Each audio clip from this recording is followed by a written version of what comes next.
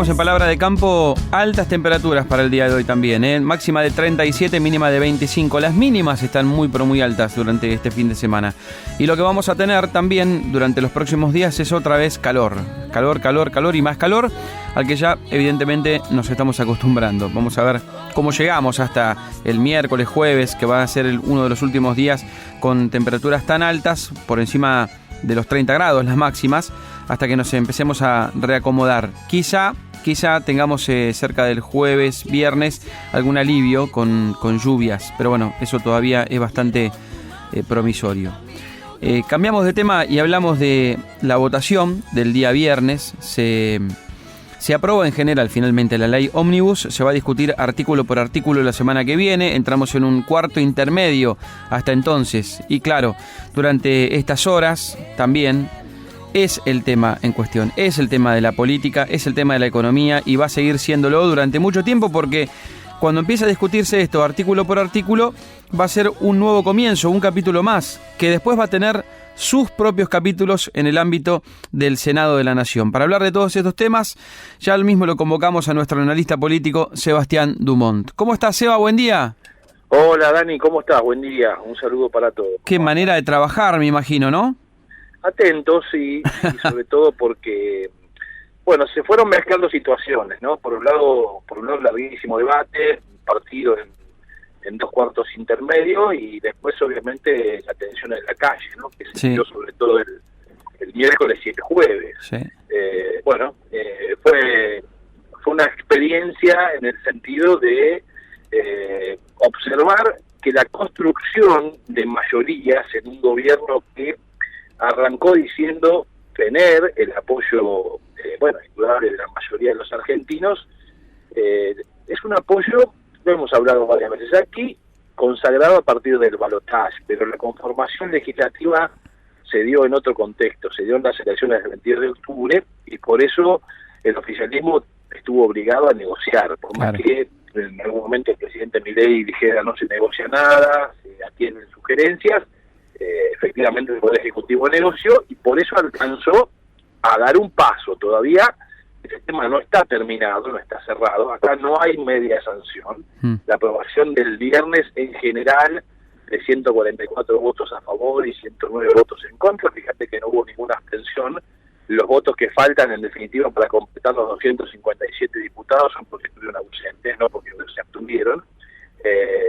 Ahora, digamos, llega el momento que es ir a discutir artículo por artículo, y ahí es donde está la mayor controversia, porque es lo que hasta aquí ha ido trabando la posibilidad de que la ley avanzara más rápidamente. Hasta ahora, en términos de ganar o de perder, ¿cómo salió el gobierno? Digamos, la foto que uno puede sacar en la mañana de hoy, ¿cuál es? ¿Le va bien al gobierno? ¿Le ha ido bien en el ámbito legislativo? ¿Ha tenido que bajar una enorme cantidad de artículos? Muchos decían que la ley ya no era ómnibus, sino que era combi o algo así, porque todo lo que Sturzenegger junto con un montón de funcionarios estuvieron trabajando quedó a un costado, lo que no quiere decir que el gobierno vuelva después con esos artículos. No los pone ahora, pero probablemente en otro momento quiera discutir. Ejemplo, tema retenciones. Bueno, en una negociación, si uno hace una interpretación de todo lo que pretendía el gobierno y todo lo que va a conseguir el gobierno perdió. Claro. Efectivamente es así. La ley tenía originalmente 664 artículos. Quedaron menos de la mitad de los artículos vigentes. E incluso algunos de los que quedaron vigentes probablemente sean modificados y otros ya fueron modificados en su redacción. Por lo cual, si lo vemos desde ese punto de vista, para el gobierno fue una derrota. Ahora, también es cierto que cuando uno propone siempre sabe que va a tener que sentarse a negociar, y en esa negociación tenés que estar dispuesto a entregar también. Claro. Entonces, si el gobierno partió de una base alta para después llegar a un punto donde le cerraran la ecuación, bueno, entonces el gobierno puede decir que terminó cumpliendo su objetivo. Yo creo que el primer gran paso se dio el viernes de la semana pasada, cuando el gobierno admitió su propia debilidad legislativa, sabiendo que no iba a tener los votos, que no iban a pasar cuestiones muy puntuales como el caso de las retenciones, el caso de la discusión del retorno del impuesto a la ganancia. Claro. Bueno, entonces, ¿qué hizo Caputo? Anunció que retiraba el paquete fiscal, por lo menos para poder avanzar en el resto de las consideraciones. Claro. Eso es lo que fue después, de alguna manera, desterrando, con lo cual también podríamos decir que el gobierno ahí tuvo que ceder demasiado en Sí. su pretensión original, porque no es cierto, cuando Caputo la semana pasada dice, bueno, en realidad retiramos el paquete fiscal que no era lo más importante es la ley y la serie de modificaciones en el funcionamiento del Estado, en normas. La verdad que no es cierto. El presidente Javier Milei siempre ha puesto el tema fiscal como una de sus enormes prioridades Totalmente. para alcanzar ese déficit cero que ha dicho y que ha planteado y que sigue sosteniendo que va a cumplir. Con lo cual, digamos, otra mirada donde uno dice, bueno, el gobierno tuvo que ceder demasiado, pero tuvo que ceder demasiado en función de la realidad que tiene en cuanto a la presencia legislativa. Este es un gobierno débil desde el punto de vista legislativo, no es un gobierno fuerte. El gobierno que está obligado a construir mayorías, no tiene mayorías. Entonces, cuando hoy estás obligado a negociar, y aquí me parece que Milei termina mostrándose mucho más pragmático de lo que se le imaginaba, en el sentido de la rosca política pura y dura, ¿no? Yo llamaba la semana en la nota que escribí, esto es la realpolitik, es la política posible. Claro. Muchas veces no la deseable, pero es lo que se puede con las herramientas y los instrumentos que tenés hoy, con este Parlamento, con este Poder Legislativo. Qué bárbaro. Y en el medio de todo eso, hago simplemente, porque estoy seguro que tenés algún comentario para hacer, se hace el nombramiento de alguien que, si se criticó la casta, bueno, no era básicamente la persona a nombrar, pero Scioli es un ministro más en este gobierno. Sí, bueno, extrañísima decisión desde el punto de vista de la simbología que ha querido mostrar Javier Milei, Claro. ¿no? Desde ese punto de vista... No sí. por criticar a Daniel Scioli, digo por lo que venía diciendo Milei. No, claro, no. Bueno, Daniel Scioli, a ver, uno puede estar más o menos en contra de muchas de las cosas que ha hecho Scioli en su carrera. Claro. No se le discute, por ejemplo, buena gestión como embajador en Brasil. Claro, claro. Tampoco fue muy discutida la posibilidad de que Scioli siguiese siendo embajador argentino en Brasil. De hecho, la idea era que siguiese siendo. Vos sabés que Scioli no tenía todavía el placer del propio Senado de la Nación, que debía revalidar su cargo como senador, como el de él y el resto de los senadores, el resto de los embajadores nombrados por el gobierno, los embajadores, sobre todo los embajadores políticos, todavía no tenía esa aprobación del Senado. ¿Y sabés dónde estaba la mayor traba? ¿A dónde? Para que eso suceda, en el bloque más cercano a Cristina Kirchner. Claro. No estaba, digamos, en los sectores de la oposición anteriormente de Unión por la Patria, que ahora son oposición a la Libertad Avanza. Yo creo que lo de Scioli en realidad también se explica por una propia interna que tiene el gobierno, ¿no? El rol de Guillermo Francos, la mirada que tiene Javier Milei sobre el rol del expresidente Mauricio Macri. Da por momentos, Daniel, la sensación, barra la información que podemos recoger, que Milei, a mí me lo ha dicho el propio presidente en otros momentos de su vida, él se definió como alguien que no es gorila, es decir, no es un antiperonista Milei, él se definía siempre así. Lo que no quiere decir que sea peronista, pero ¿qué quiero decir con esto? Que a mí no me extrañaría que Milei se sienta cómodo en la tarea de la gobernabilidad, también de empezar a cerrar acuerdos con sectores del peronismo, como el caso de Daniel Scioli, y empezar también a dejar de lado algunos referentes muy importantes del PRO. Yo creo que hay que mirar ahí también esa interna para explicar la simbología de la llegada de Daniel Scioli. Un Daniel Scioli que me cuentan que en privado ha quedado muy dolido con el expresidente Alberto Fernández y con algunos de sus colaboradores más cercanos por todo lo que pasó en la campaña. ¿Te acordás cuando lo bajaron de ser candidato a presidente? Sí, totalmente, sí. Que después se puso a asesorar a Massa, en teoría. Claro, recordemos que Scioli fue ministro durante unos días de Desarrollo Productivo también, en el claro, gobierno de Alberto Fernández. Claro. Después se acercó a Massa, pero aquella forma en que le dijeron que no podía ser candidato a presidente cuando había armado todo para hacerlo, lo dejó a Scioli muy herido. No digo que sea justificativo para explicar por qué ahora sí acepta ir al gobierno de Javier Milei. Claro. Sabemos que hay un antecedente histórico que los ha acercado en otros tiempos de su vida política, cuando en la campaña del 2015 la Fundación Acordar, que era una fundación que estaba destinada a generar pensamientos gubernamentales, políticas de Estado y demás, que presidía justamente Guillermo Francos, y el economista jefe de esa fundación, ¿sabes quién era? ¿Quién era? Javier Milei. Claro. Mirá vos. Estoy pensando en qué tenemos que saber para la semana que viene, Seba? Bueno, la discusión va a seguir en diputados, artículo por artículo. Yo creo que el punto central está en dos ejes. El primero de ellos, o uno de ellos, tiene que ver con la petición de los gobernadores para obtener más recursos.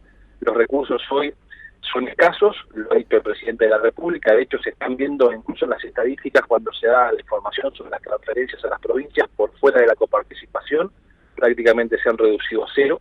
Por eso los gobernadores piden que el impuesto país, que es el que se nos cobra a todos los argentinos cuando hacemos alguna compra en dólares, así cuando pagamos, por ejemplo, una aplicación o compramos algo en dólares, claro, o quienes pueden viajar, viajan y compran en dólares, esa cotización que tiene una carga impositiva, hay un porcentaje que es el impuesto país, que no nos olvidemos, cuando asumió Javier Milei se elevó esa tasa del país, se pagaba 9, pasó a pagarse 17,5, que es 70% recaudado por el gobierno nacional, 30% en manos de las provincias, pero sobre todo con finalidades muy establecidas, una de ellas para un fondo vinculado a la vivienda de emergencia. Fíjate vos, Daniel, hay gran parte de ese impuesto que lo manejan los movimientos sociales. Los gobernadores que quieren, que es el 30%, en realidad lo manejen ellos a discrecionalidad, es decir, que forman parte también de la coparticipación. Este es uno de los temas centrales en la discusión para avanzar sobre algunos aspectos de lo particular que tiene la ley, con otra mirada también, que es las privatizaciones, ¿no? El gobierno de Milei, que ha elevado una larga lista de empresas estatales a privatizar, después las ha achicado, ha dejado algunas afuera, a otras las ha dejado con la posibilidad de que sea una privatización mixta, y a otras, bueno, no, queremos privatizarla de todo. Bueno, esa discusión también forma parte de lo que habrá que mirar en los próximos días. Recién hablaste de los movimientos sociales. Me cuesta mucho creer que gran parte de los que estuvieron en la calle durante esta semana piensen en una Argentina distinta y una Argentina mejor. Me cuesta mucho. Veo mucho egoísmo y veo mucho ver cómo cuido mi ranchito. Lo digo concretamente por la izquierda, que recordamos no llega al 3% de los votos. El ganador de Gran Hermano del año pasado sacó más votos que la izquierda. Sí, bueno, lo que pasa es que la izquierda lo que tiene es visibilidad por lo revoltoso, pero no tiene acompañamiento electoral. No, hablan de los hablan de los trabajadores sistemáticamente. Se lo dijo Francos en una reunión del plenario. Ustedes a los trabajadores ustedes no representan. Se lo dijo porque, bueno, le puso un número muy parecido al que yo acabo de mencionar, diciéndole que la base de trabajadores era mucho más grande que los votos que ellos tenían. Pero más allá de eso, los trabajadores, el día martes, miércoles, jueves, los trabajadores a las 3, 4, 5, 6 de la tarde, los que trabajan, estaban trabajando, no había nadie de trabajadores en la plaza. No, pero por supuesto, es una vieja historia de la Argentina, de aquellos que creen que levantando algunas banderas que a mi criterio han quedado caducas y demostradas su ineficiencia en las experiencias gubernamentales del mundo. Es decir, los gobiernos socialistas ya sabemos cómo vive su sociedad, sin ir más lejos, no solo lo que pasa en América Latina. Digamos, esos son modelos, a mi criterio, obsoletos y que han demostrado una ineficacia a la hora de darle una mejor calidad de vida. Lo que no quiere decir que todo lo que tenga que ver con el capitalismo sea magnífico, ¿no? Pero ni siquiera las grandes potencias mundiales, con gobiernos que uno puede decir no son de derecha, tienen un capitalismo de Estado que está muy lejos de lo que pregona esa izquierda violenta que la vimos el otro día. Donde además hay algunos violentos que ni siquiera creo que forman parte de esas agrupaciones políticas o agrupaciones de izquierda. Me parece que también esos encapuchados que aparecieron sobre todo el jueves responden a intereses muy particulares, algún interés responde, que fueron a generar caos, a provocar la reacción de la policía, a provocar la reacción de las fuerzas de seguridad. Hay algunos que dicen, bueno, en realidad la policía se excedió en algunos aspectos a la hora de la represión. Es una discusión de siempre, ¿no? Es decir, si la policía actúa, ¿por qué actúa? Si la policía no actúa, ¿por qué no actúa? Si actúa para algunos está mal o se excede en su actuación, otros dicen, bueno, pero en realidad, ¿cómo no se va a exceder si va a un militante y le pega un palazo por la cabeza a un efectivo? Bueno, esta es la historia siempre, pero... si tiene la cara tapada y un palo, Digo, ni un palo. Esto se genera porque, bueno, también hay algunos, y esto creo que hay que quitarlos a los militantes. Hay militantes que van convencidos de sus ideas a tratar de mostrar una postura, claro, y no son violentos, claro. pero hay un grupo de violentos, que vaya a saber uno a quién responden, que después terminen desmadrando la situación.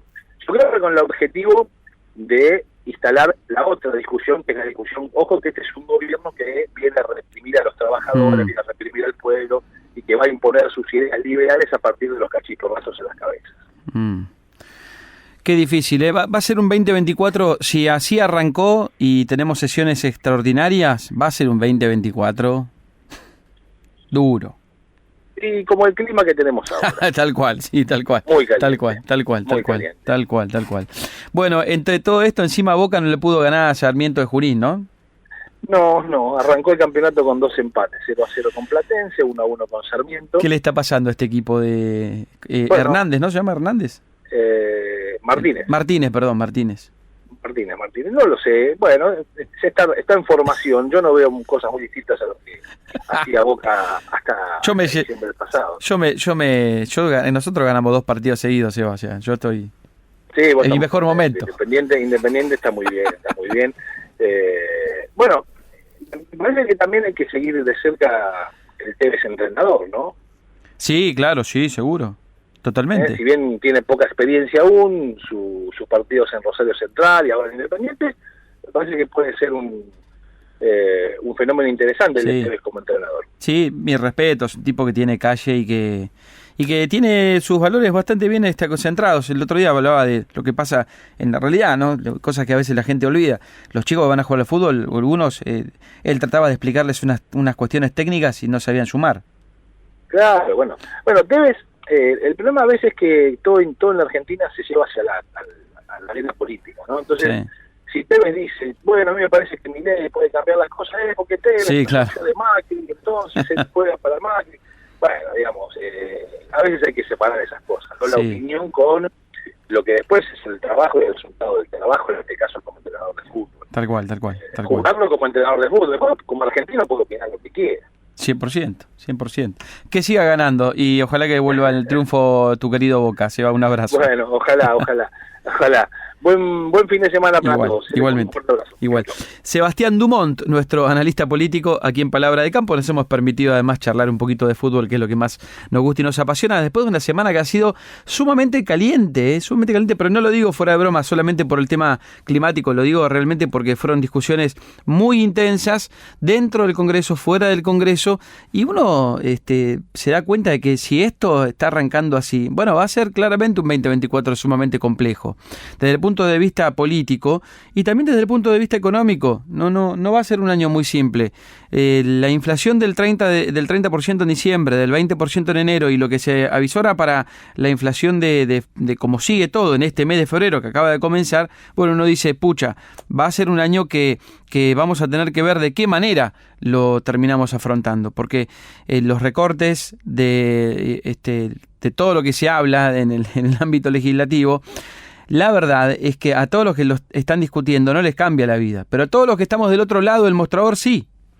A todos los que tenemos que seguir cargando combustible para ir a trabajar y comprar nuestros alimentos y vestirnos para ir a trabajar, etcétera, a todos esos sí nos termina impactando. Así que basándome en todas estas cuestiones y en los cambios que hemos tenido en los últimos 60, 90 días, yo digo que evidentemente este 2024 va a ser complicado.